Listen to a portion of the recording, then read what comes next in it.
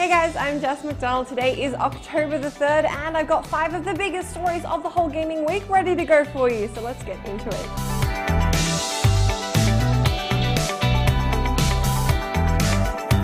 Sunset Overdrive is a totally new gaming experience, according to developer Insomniac Games. Head of community James Stevenson said that no one has made any sort of game like Sunset Overdrive before. While Stevenson said that the game takes inspiration from other games like Jet Set Radio, Tony Hawk, and Peggle, among other things, he explains, "We wear it on our sleeve. We're not trying to pinch anything. We're trying to show our respect for a lot of that stuff. Like I said, what we made ultimately feels very different to everything else you've ever played. So while it was certainly inspired by all those things, we've certainly not pinched or ripped anyone else off."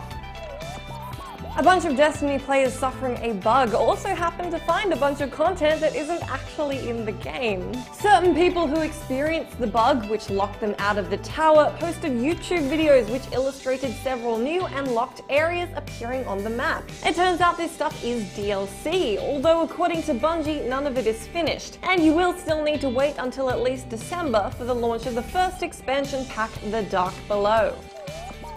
This week, Microsoft announced Windows 10, confuddling users by skipping 9 but comforting those who hated 8.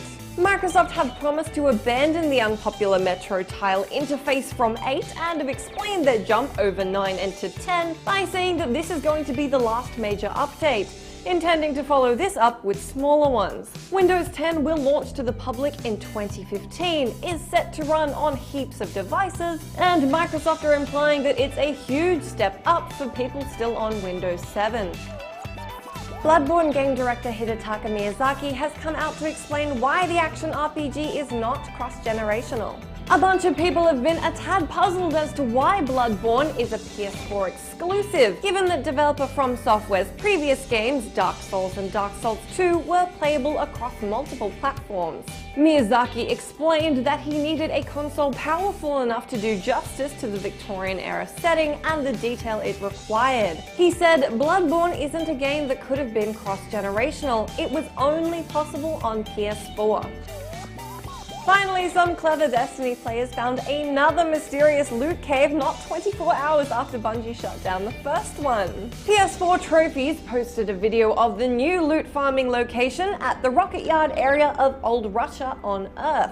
Much like the first location, enemies spawn every 6 seconds, you shoot at said baddies until you run out of ammo, then head down to the corpses to grab more ammo and sweet loot. While Bungie haven't shut this one down just yet, it's unlikely to last long, since Bungie already said that shooting at a black hole for hours isn't exactly the gaming experience they intended for Destiny players. Clearly, Destiny players feel differently. As for your question of the day, let me know what you think of bug exploits. Do you reckon devs need to fix them right away, or are you a fan?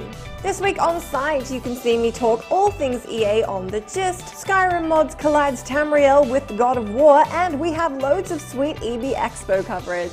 That's all I have for you this week. Thanks for joining me as always, and I will catch you again on Monday.